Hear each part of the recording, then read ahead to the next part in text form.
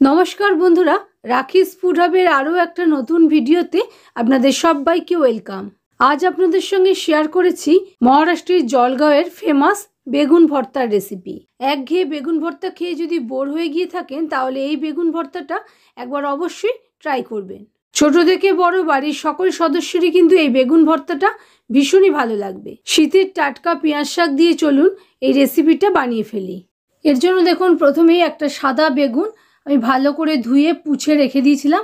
তারপরে মধ্যখান দিয়ে কেটে দেখে নিয়েছি ভেতরে কোনো পোকা আছে কিনা। আর এটা পুরোপুরি শুকনো হওয়ার পর এর মধ্যে হালকা করে তেল ব্রাশ করে দিচ্ছি। তেল আপনার চাইলে নাও ব্রাশ করতে পারেন, তবে তেল ব্রাশ করে দিলে খোসাটা ছাড়াতে সুবিধা হয়। এবারে গ্যাস বার্নারের উপরে একখানা জালি রেখে নিয়েছি। গ্যাসের ফ্লেমটা মিডিয়ামে রেখে আমি বেগুনটাকে পুড়িয়ে নিচ্ছি। এরকমভাবে ঘুরিয়ে ঘুরিয়ে পুড়িয়ে নিতে হবে, যাতে খুব বেশি পুড়েও না যায় সেটাও খেয়াল রাখতে হবে। খুব বেশি পুড়ে গেলেও বেগুন কিন্তু তেতো হয়ে যায়। দেখুন, আমার বেগুনটা খুব ভালো মতন পুরানো হয়ে গেছে। এবার এটাকে রেখে নিচ্ছি ঠান্ডা হওয়ার জন্য। ঠান্ডা হয়ে গেছে, এবারে খোসাটা আমি ছাড়িয়ে নিচ্ছি। যেহেতু তেল মাখিয়ে রেখেছিলাম বেগুনের গায়ে, সেজন্য খোসাটা খুব ভালোভাবেই উঠে আসছে। খোসাটা পুরো ছাড়িয়ে নেওয়ার পর বোটাটা আমি কেটে বাদ দিয়ে নিচ্ছি। বাদ দেওয়ার পর আমি ভালো করে খুলে বেগুনটা দেখে নিচ্ছি ভেতরে কোনো পোকার অংশ রয়ে গেল কিনা। এরকমভাবে দেখে নেবেন, যদি কোনো কারণে পোকা থেকে থাকে তাহলে সেটা বাদ দিয়ে দেওয়া যাবে। দেখুন, বেগুনটা খুব ভালো বেগুনই আছে। এবারে একটা স্ম্যাশার নিয়ে আমি খুব ভালো করে বেগুনটা স্ম্যাশ করে নিচ্ছি। এই বেগুন ভর্তাটা একটু খুব ভালো করে স্ম্যাশ করেই নিতে হয়। দেখুন, খুব ভালো করে আমার স্ম্যাশ করা হয়ে গেছে। এবার এটাকে সাইডে সরিয়ে রেখে নিয়েছি। গ্যাস বার্নারের উপর একটা তাওয়া বসিয়ে নিয়ে তাতে 1 চামচ মতো রিফাইন্ড সয়াবিন অয়েল ভালো করে গরম করে নিয়েছি। 2-3টে কাঁচা লঙ্কা এরকমভাবে ফাটিয়ে নিয়ে সিম আছে একটু ভেজে নিচ্ছি। 1 মিনিট মতো নাড়াচাড়া করার পর 10-12টা রসুনের কোয়া আমি অ্যাড করে দিয়েছি। আর রসুনটাও কাঁচা লঙ্কার সঙ্গে একটু ভাজা ভাজা করে নিচ্ছি। দেখুন, ভাজতে ভাজতে যখন দেখবেন যে রসুনের কালারটা চেঞ্জ হয়ে গেছে, একটু হালকা লালচে হয়ে গেছে, সেই পর্যায়ে রসুনটাকে কাঁচা লঙ্কাটাকে তুলে নিচ্ছি। এবারে এই তাওয়ার মধ্যেই আরও 1 টেবিল চামচ পরিমাণ রিফাইন্ড সয়াবিন অয়েল অ্যাড করে দিয়েছি। আর তেলটা গরম হওয়ার পর 1 মুঠো পরিমাণ চীনা বাদাম আমি অ্যাড করে দিয়েছি। চীনা বাদামটাও সিম আছে লালচে করে ভালো করে ভেজে নিচ্ছি। বাদামটা সিম আঁচেই ভাজতে হবে, তা নইলে কিন্তু বাদাম পুড়ে যাবে, তেতো হয়ে যাবে। 2 মিনিট পর আমি বাদামটাকেও তুলে নিয়ে নিচ্ছি।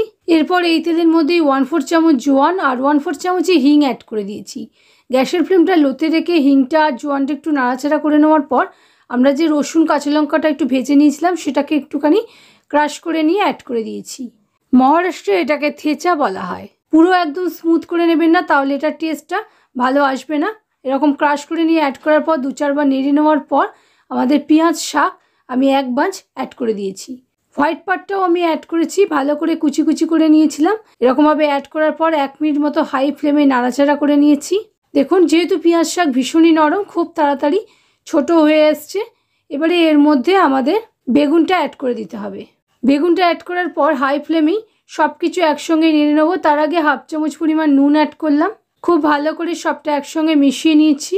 মিশিয়ে নেওয়ার পর আমরা যে বাদামটা ভেজে রেখেছিলাম সেই বাদামটাও অ্যাড করে দিতে হবে। আপনারা চাইলে বাদামের পরিমাণ বেশিও করতে পারেন, আবার বাদামটা স্কিপও করতে পারেন। তবে বাদাম দিলে এই ভর্তাটা খেতে বেশি ভালো লাগে। সবটা নেড়েচেড়ে নেওয়ার পর বেশ খানিকটা ধনেপাতা কুচি অ্যাড করে দিয়েছি। ধনেপাতাটা একটু বেশি অ্যামাউন্টেই অ্যাড করবেন, তাহলে বেশি খেতে ভালো লাগবে। তারপর মিশিয়ে নেওয়ার পর গ্যাসটা অফ করে নিয়ে 1 টুকরো লেবুর রস আমি অ্যাড করে নিচ্ছি। লেবুর রসটা অবশ্যই গ্যাস অফ করেই মেশাবেন, তা নইলেও অনেক সময় তেতো হয়ে যায়। দেখুন, সবটা খুব ভালো করে মিশিয়ে নেওয়া হয়ে গেছে। আমাদের জলগাঁওয়ের বেগুন ভর্তা কিন্তু একেবারেই রেডি হয়ে গেছে। এটা আমি বাজরার রুটির সঙ্গে পরিবেশন করেছি। এই রকম নরম নরম বাজরা রুটির সঙ্গে এই বেগুন ভর্তার কম্বিনেশনটা কিন্তু ভীষণই ভালো লাগে। তবে আপনারা চাইলে এমনি রুটির সঙ্গেও এটা পরিবেশন করতে পারেন। ভালো থাকবেন, সুস্থ থাকবেন।